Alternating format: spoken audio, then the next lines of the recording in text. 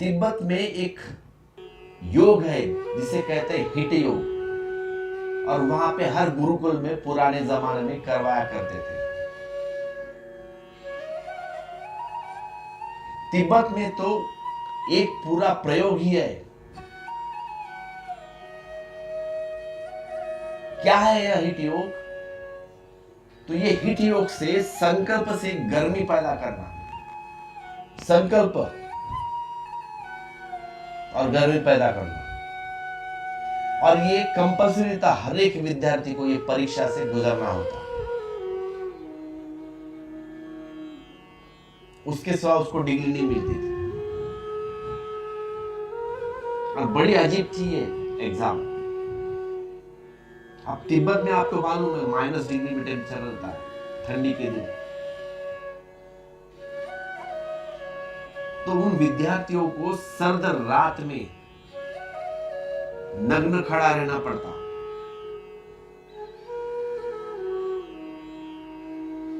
और उस सर्दी की रात में शरीर से पसीना निकालना पड़ता है।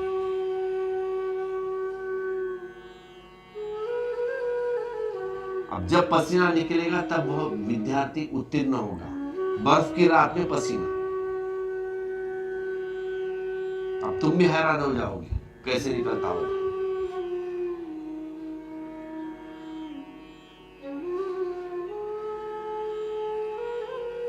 लेकिन वहां पे सबको करना पड़ता था कंपलसरी, संकल्प पूर्वक संकल्प करना है, और सर्दी के दिन में गर्मी से पसीना निकालना है शरीर से।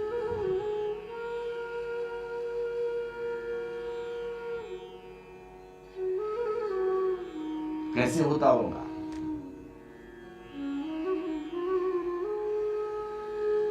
अब हिप्नोसिस में किसी को अगर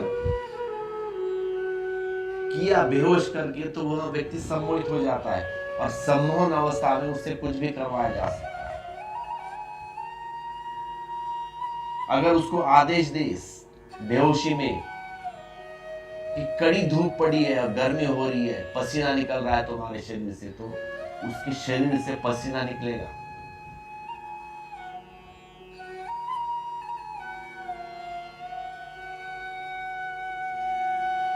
अगर कह दिया तुम स्त्री हो तो वह स्त्री जैसे चलेगा व्यक्ति, अगर पुरुष है तो स्त्री जैसे ही उसके हाव भाव हो जाएगा।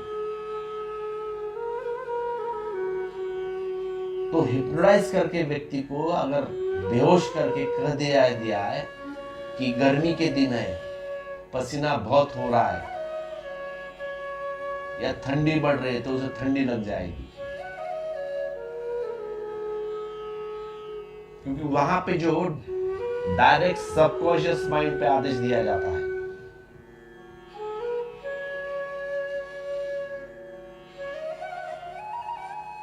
तो व्यक्ति मान लेता है सामने वाला व्यक्ति।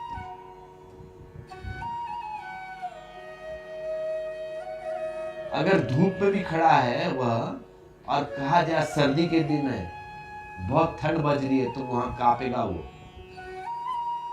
मैं हिप्नोटाइज जब व्यक्ति है तब की बात कर रहा हूं, नॉर्मल नहीं।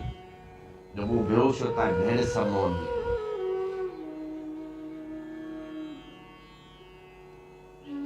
तो ऐसे गहरे सम्मोहन में व्यक्ति को अगर आदेश दिया जाए तो व्यक्ति वैसा काम करने लगेगा।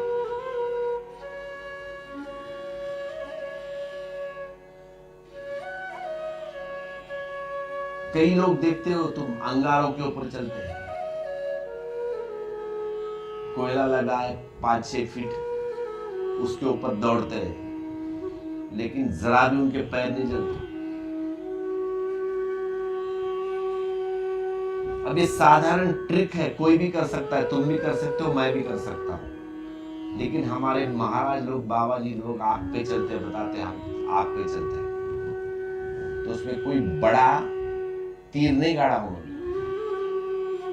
देखा होगा मैं किसकी बात कर रहा हूँ, 2-4 बाबा है, देखना गूगल में सर्च मार के, यूट्यूब में मिल जाएगी आग पे चलने वाले।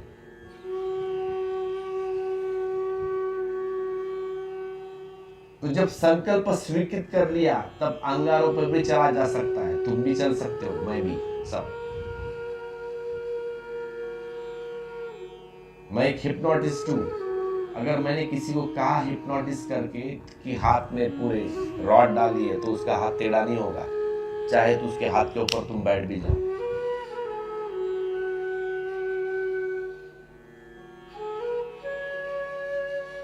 मैंने बहुत सारे लोगों को करके देखा है। एक छोटे बच्चों को भी, जो 12, 14 साल, 13 साल का है, उसको अगर कह दिया जाए हिप्नोटाइज करके तेरे हाथ में सुई रॉड डाली है, तो उसका हाथ तुम कितना भी मोड़ो, मुड़ेगा नहीं।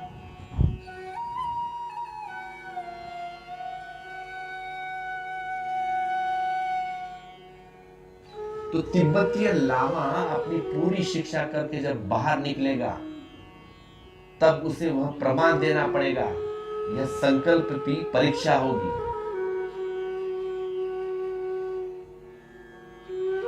पसीना तो सबको आता है, सभी लामाओं को, लेकिन कैसे पता चलेगा कि पहला कौन है, दूसरा कौन है, तीसरा कौन है? जैसे हमारे कॉलेज में, स्कूल्स में लगते हैं ना, first number, second number, third number.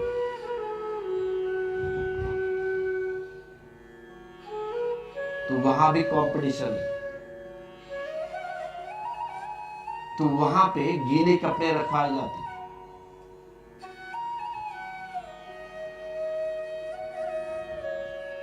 और उन कपड़ों को उन लामाओं को पहनना पड़ता शरीर के ऊपर। और जब शरीर गर्म होता तो वह सूख जाती। तो जो जितने रात भर कपड़े सुखाएगा, जिसने ज्यादा किए, वह प्रथम।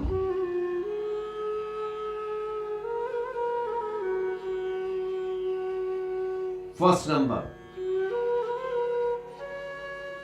और जिसने सबसे कम, वो लास्ट।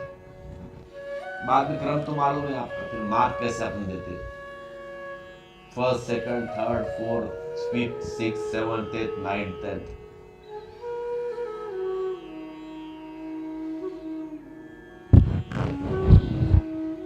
तो तिब्बत की यही बात नहीं रह गई।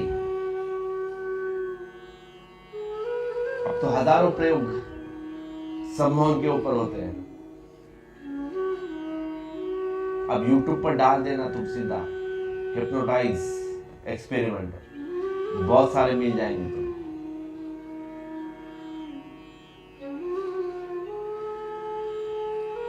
तो सम्मोहन के द्वारा यह बात सिद्ध हो चुकी है कि मनुष्य के मन का संकल्प स्वीकार कर ले तो वह घटित होना शुरू हो जाता है।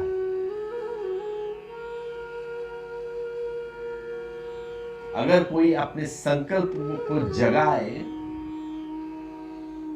तो अपनी वासनाओं से उसे लड़ना नहीं पड़ेगा व्यक्ति को।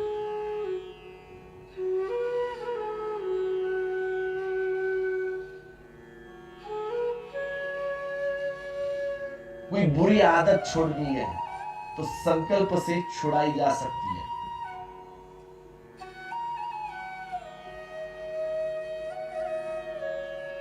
जो भी हो, सिगरेट की हो, शराब की हो, तो वह आदत छुड़ाई जा सकती है संकल्प से।